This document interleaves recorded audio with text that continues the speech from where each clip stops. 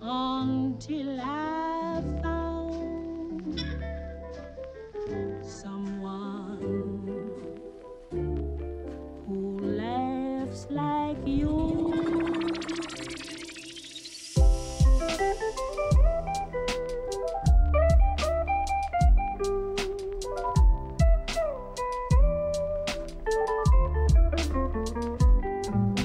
Hey friends, it's Elizabeth again from Plant-Based Bride, and I am back with the second video in my notebook review series that I'm starting on my channel. If you didn't see the first video, I reviewed the Rhodia web notebook, so I will link that so you can check it out.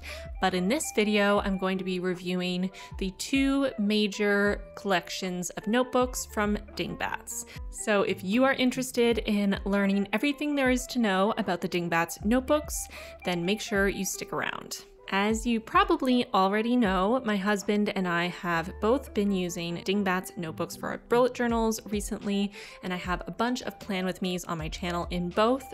So if you want to see them in action, I will link the most recent Plan With Me in each notebook so you can get a feel for how they perform.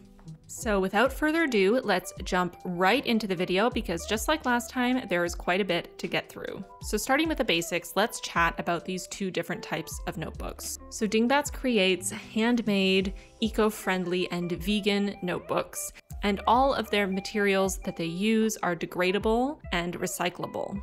They are very dedicated to the environment, and that is something that I so appreciate in a company, especially now as our climate situation becomes more and more dire. It really means so much to me when companies like Dingbats take a stand and ensure that what they are contributing to the world has a positive impact instead of a negative one. They have two main collections, the Wildlife Collection and the Earth Collection, and I have one of both. So the notebook on the left is the Dingbats A5 Plus Wildlife Brown Bear notebook, and it has contour stitching with a debossed design on the front. It has 192 micro perforated pages, which means you can remove every single page cleanly. It comes with a bookmark. It has patterned end papers of the footprint of the animal. It also has a pen holder, an elastic closure, an expandable pocket, and opens flat. The cover is a 100% vegan PU leather that has quite a distinct texture to it. And the dimensions are slightly larger than a standard A5, which is why they call their notebooks A5 plus size. So while a standard A5 notebook would be 5.5 by 8.25 inches, the Dingbats notebooks are 6.2 inches by 8.4 inches. And both the Wildlife and Earth Collection A5 Plus notebooks have the exact same dimensions. Now the Wildlife notebook also comes in some different sizes and different styles, like they have a reporter style notebook that flips up, but the Earth Collection only comes in the A5 Plus size. So now on to the Earth Collection notebooks. While they are apparently made of the same material, I do find mine in particular, while still textured, is not nearly as textured as my husband's Brown Bear notebook. It feels and looks a lot smoother while there still is some texture to it, some grain, but the debossing seems to be the same depth on the front. It also doesn't have that contour stitching on the cover that the Wildlife Collection has. It comes with 184 numbered non-perforated pages and 16 micro-perforated pages. So the last 16 pages of my notebook, the Earth Collection notebook, are micro-perforated just like every single page in my husband's notebook, which means they can be easily torn out without ruining the binding. But the first 184 pages are non-perforated. So that's a big difference between the two. The pages are also numbered in the Earth Collection notebooks, and they're not numbered in the Wildlife Collection. The Earth Collection notebooks come with 2 bookmarks instead of 1, also have a pocket at the back, an elastic closure, and a pen holder. There are a few more features as far as the pages in the Earth Collection. So something you'll notice right away is when you first open the notebook, there's actually an infographic about the specific ecosystem that Earth Collection notebook is focused on. So the notebook I got is the Earth Collection notebook about the Great Barrier Reef. So that first little 2-page infographic is all about the Great Barrier Reef and the state of the Great Barrier Reef as a fragile ecosystem, what is putting it at risk, and how we can help to save it. The next page looks a little more like that first inner cover from the wildlife collection. You have a pattern on the left side, but the page on the right side is actually blank with that classic "This Dingbats notebook belongs to" section. And instead of footprints, you have a bunch of little silhouettes of different animals and plants that live in the Great Barrier Reef. Next is a how-to page on how to use some of the features that are new in the Earth collection that didn't exist in the wildlife collection, like the tab key, the color key, and the dingbat key. Next, you have 3 pages of index, and then you have 4 pages or 2 spreads that are designated future log by small print at the top of the pages. You don't need to use those for a future log. The writing is quite small, so if you don't use a future log, this wouldn't be a problem for you, but they have designated these as future log pages. They also have some extra guidelines on the pages that the other pages don't have. The wildlife collection, on the other hand, has none of these specialty pages. After that first cover page, you go right into the regular dotted pages. As for color options for the cover, the wildlife collection comes in 7 different colors or different animals. You have the gray elephant, the green deer, the orange tiger, the blue whale, the brown bear, the black duck, and the red kangaroo. The Earth collection, on the other hand, only comes in 3 colors or ecosystems. You have the blue Great Barrier Reef, the tangerine Serengeti, and the lime Yasuni. Another difference between the two is that the wildlife notebook comes in a couple different page options. You can get the dot grid, which is what I have here. You can also get lined paper, grid paper, or plain paper. The Earth collection, on the other hand, only comes in dot grid. The elastic closure, pen holder, and bookmark on the wildlife collections are all black, no matter what the color of the cover is. And for the Earth collection, the elastic closure and the pen holder and one of the 2 bookmarks is black, and the other bookmark matches the color of the cover. So far, I think these notebooks are holding up really well. I have a tiny bit of a stain on the upper right-hand corner of the cover of my light blue notebook, which is to be expected with a light colored notebook, and because I treat my bullet journal pretty roughly. It also has a little bit of an upturned corner, and I think that's due to the way it was packaged. It came that way. It was kind of bent in the packaging, so there's a little bit of a crease in the corner there, but that doesn't bother me. Another thing to note is that on the bottom of the back of the cover, the Dingbats logo is embossed. The price of these notebooks will of course vary depending on where you buy them, but on the Dingbats website, the wildlife notebook is selling for around $27 Canadian, and the Earth collection notebook is selling for around $30 Canadian. These notebooks are a little pricier than some of the other A5 notebooks on the market, but if you do want to get a Dingbats notebook and you want a little bit of a discount, check out the link in the description box because I do have a discount code for 10% off. And if you use my code and or my link, I do get a little bit of a commission from the sale, which is very helpful for me and I think a win-win all around. So now that we've talked about the outside of the notebooks and some of the features, I want to get into the nitty-gritty details of the paper. So as I mentioned, both collections of Dingbats notebooks have 96 sheets of paper or 192 pages. The wildlife collection comes in dot grid, lined, grid, and plain pages, and the Earth collection comes in dot grid, and both notebooks that I have are in the dot grid. The paper itself is 100 GSM, cream, acid-free, fountain pen friendly, and FSC certified. So to define some of these terms that I just threw out there, GSM is an acronym for grams per square meter and indicates the weight of the paper. Generally, the higher the GSM, the higher the quality, though there are many factors that impact the quality of paper, and GSM is just one. For comparison, the Scribbles That Matter notebooks have 100 GSM paper, just like the Dingbats notebooks do. The Rodea web notebook, which I reviewed last time, has 90 GSM paper, which is a little bit lighter. And the Leuchtturm journals have 80 GSM paper, which is even lighter than that. Another term that I use there is FSC certified. FSC certification shows consumers that you operate in an environmentally, economically, and socially responsible way. The paper is a cream color and definitely is a darker white. As I mentioned in my Rodea review, dark paper is one of my pet peeves, and one of the few things that I dislike about my Dingbats notebooks is how dark the paper is. it's definitely noticeable that it's not a pure white. As you can see here, we have the Wildlife Collection notebook on the left, the Earth Collection notebook on the right, and in between them is pure white printer paper, and you can see how much purer white, almost a blue white, the printer paper looks in comparison to the paper in the Dingbats notebooks. The dots themselves are in a medium gray, and I find them noticeable but not distracting. They are lighter dots than the dots in the Rodea web notebook. The paper is acid-free, which is important for archival purposes so that you can preserve your notebooks for a very long time. Unless for you having a bright white page is of the utmost importance, you might not notice the fact that the paper is more on the cream side too often, except in the rare instance that you need to correct a mistake, because regular whiteout is not going to match the color of the paper. Again, as I mentioned in my Rodea review, my solution so far has been to use regular whiteout and then to use a light cream Tombow brush pen to color over it to try to match the cream color of the paper.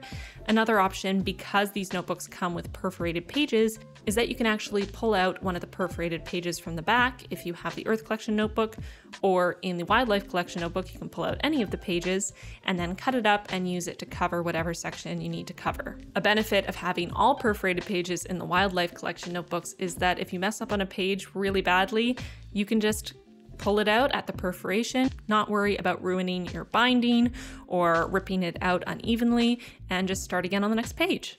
Now that we have all of the details about the paper, it is time to move on to the pen test. I tried to do the exact same pen test in both notebooks as closely as I could, and also to generally follow the format that I did in my Rodea review so that it would make it easier to compare the Rodea to the Dingbats notebooks if that's something you're interested in doing. I tried to use all the same pens and markers that I used in my Rodea web notebook review. The only thing that I eliminated was the Copic marker because it bled through 2 pages, but I still used the Sharpie marker so you could get an idea of the kind of bleed through you would get from a permanent type of marker. So here I am writing out all of the different pens, and when I flip the page, you'll be able to see the amount of ghosting or any bleed through that happens. I'm also testing out a couple colors of Tombow dual brush pens and doing a bit of a smudge test here at the bottom. This time around, I decided to do a smudge test with a couple different types of pens instead of just one, in case it was actually the pen that I was using that was causing the problem. And I did find some of the pens smudged more than others. So in the first row, I tested the Sakura Micron at 30 seconds, 5 minutes, and then 10 minutes. Next row is the Pentel Technica, which actually smudged a lot more than the Sakura Micron. Next up, we have the Stabilo .88 Fine 04 pen. This one smudged about the same as the Pentel Technica. Next, I tested the Le Pen Drawing, which smudged the least out of any of them so far. And then I tried out the Copic Multiliner in 0.3, which actually smudged the least of any of them. So this might be helpful for you to know if you are someone who struggles with smudging quite a bit, if you're left-handed, or if you're just impatient like me. Now, flipping the page to see any of the ghosting or bleeding, we can see the results are actually quite similar to the results I had in my Rodea web notebook. Because I eliminated the Copic marker, the only bleeding we have is from the Sharpie, and we have an almost bleed through again from the Stabilo .88 Fine 04 pen, just like we did in the Rodea web notebook. And we have the start of a bleed through, or an almost bleed through, on the ends of where I used the Stabilo Boss highlighter, just where I ended the line and held the highlighter on the page for that extra second. To me, the ghosting looks pretty much exactly the same, and the bleed through and almost bleed through happened in all the same spots as in my Rodea web notebook, which is interesting because the Dingbats paper is supposed to be 10 GSM heavier than the Rodea web notebook paper, but I found they seem to perform pretty much exactly the same. Doing the same pen test in my Earth Collection notebook gave me literally the exact same results, so I guess they weren't lying when they said the paper is the same. But you know me, if I'm anything, I'm thorough, so I did the full pen test and watercolor test in both, even once I realized that the paper really is exactly the same. One difference I do notice between the Dingbats notebook paper and the Rodea web notebook paper is that while I did notice a tiny bit of feathering on the Sharpie and Copic markers in the Rodea web notebook, I can't see any feathering at all in the Dingbats notebook. Now onto the watercolor / Tombow brush pen test. Again, I tried to do this in a similar fashion to how I tested the Rhodia Web Notebook paper, just taking a couple different colors and adding them to the page, trying different amounts of water, trying to blend a bunch of colors together on the page with a lot of water, also trying to build up color to as dark a black as I could, and trying the wet on wet technique that I like to use when I do watercolor, wetting the page with a clean wet brush and then applying pigment on a wet brush on top of it. I also tested my Tombows. I tried blending them off the page and then applying them to the page, applying them with a clear blender to the page, and also applying them to the page separately and blending them together with the clear blender when they're already on the page. I did get a little bit of warping and stiffening of the paper when the watercolor dried, just as I did with the Rhodia Web Notebook, and as I expected. I had just as much trouble blending my Tombows onto the paper as I did in my Rhodia Web Notebook. I wouldn't recommend trying to blend multiple colors together on this kind of paper with the clear blender. You are going to get that pilling of the page. It's not going to blend very well, and pretty quickly you're going to get bleed through. I would say there's just as much ghosting as there was in the Rhodia Web Notebook on the back of the watercolor page, the most coming from the section I did in black, but there's no bleed through whatsoever from the watercolor, and there is no warping or stiffening of the page that was behind the watercolor test page, even though I didn't put any kind of protective layer in between like a paper towel. All in all, I think this paper holds up just as well to watercolor as the Rhodia Web Notebook paper does, which makes me very happy because I like using watercolor in my bullet journal. Of course, using a thicker paper that is meant for watercolor will always give you better results than using this kind of paper that comes in a notebook, but if you're in a pinch, it's nice to know that you can use watercolor on the paper and you're not going to ruin your whole notebook. For the watercolor test, I am using my Winsor & Newton Cotman watercolor set. And now that we've finished all the testing, it is time to compare the two notebooks and give you my final thoughts. So to compare the two notebooks, they are similar in a lot of ways, especially in the paper. Which notebook you want to get really depends on the kind of bullet journaler you are, which I think is pretty easily demonstrated using my husband and myself as examples. So for me, as someone who obviously is very into bullet journaling and bullet journals a lot, the Earth collection makes the most sense to have numbered pages so I don't have to number them myself, to have an index pre-set up, having pages dedicated to a future log since I do use a future log for me is great, and I also love the space for the key and the tabs. While I haven't been using the tabs in my notebook, I can see how they could be incredibly helpful, and I think in my next notebook, if I do use a Dingbats Earth Collection notebook again, I might try to incorporate those tabs into my planning. I also love the concept of the Earth Collection and the fact that they focus on fragile ecosystems and have that infographic to really educate their consumers.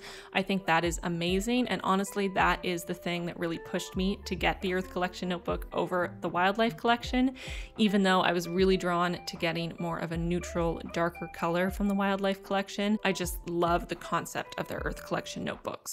I also really appreciate the second bookmark. That is so useful for me. I use both bookmarks every single day, and I'm really glad they added it. But for someone like my husband, who is new to bullet journaling, he doesn't need a key because he currently isn't using the traditional bullet journal symbols in his notebook.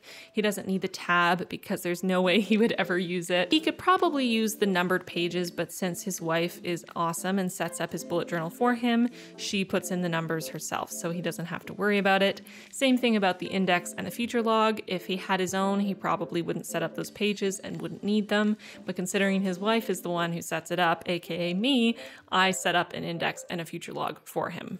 Another benefit of the Wildlife Collection is that it is a little bit cheaper, so if you're on a budget, the Wildlife Collection could be the way to go. There's also the benefit that the Wildlife Collection comes in a couple more color options, so if you aren't a fan of the blue or the orange or the lime, you have a couple more cover options to choose from with the Wildlife Collection over the Earth Collection. I would love to see Dingbats come out with a second edition of the Earth Collection with even further fragile ecosystems to explore, especially the rainforest. I would love to get a deep green notebook that focuses on the rainforest. So Dingbats, if you're listening, I gave you that idea for free.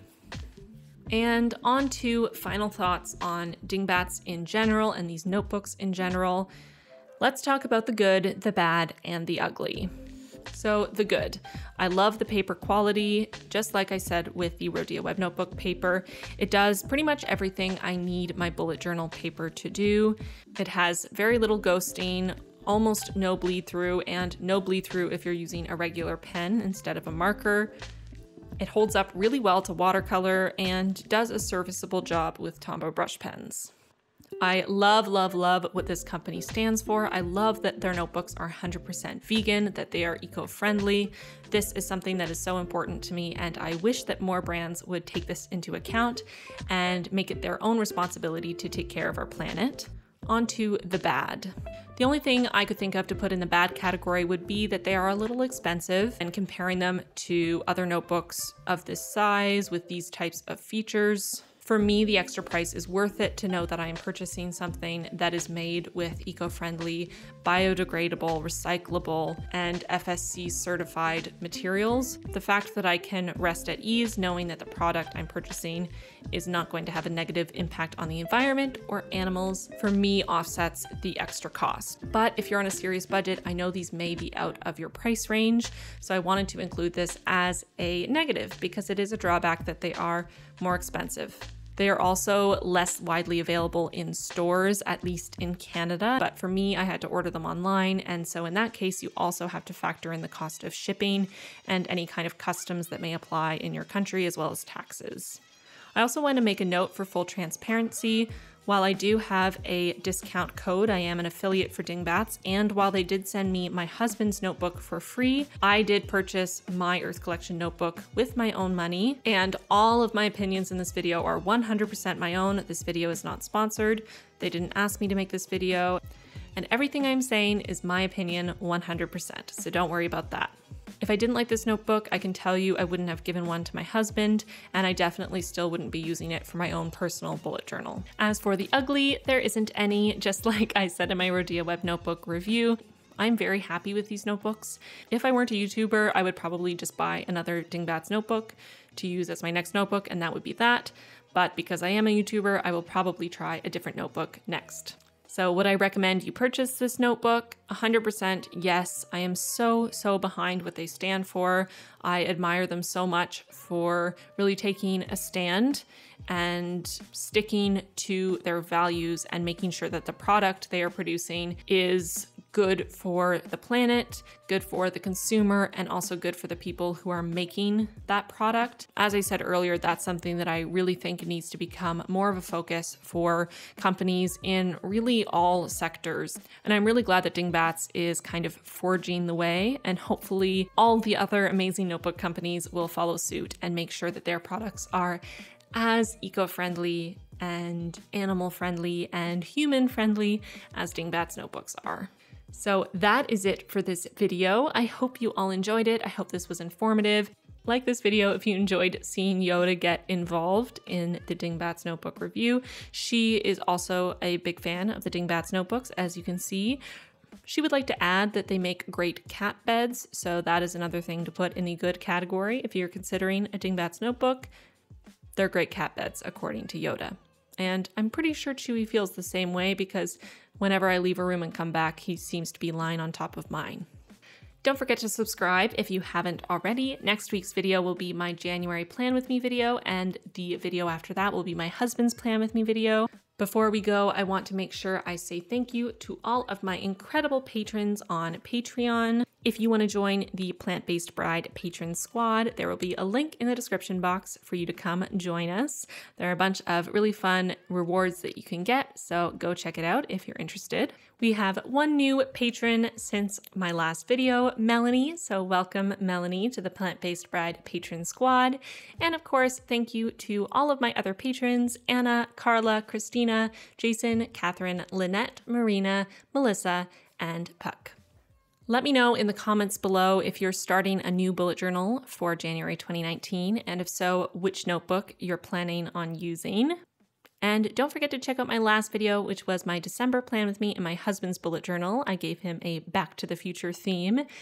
Until next time, bye friends.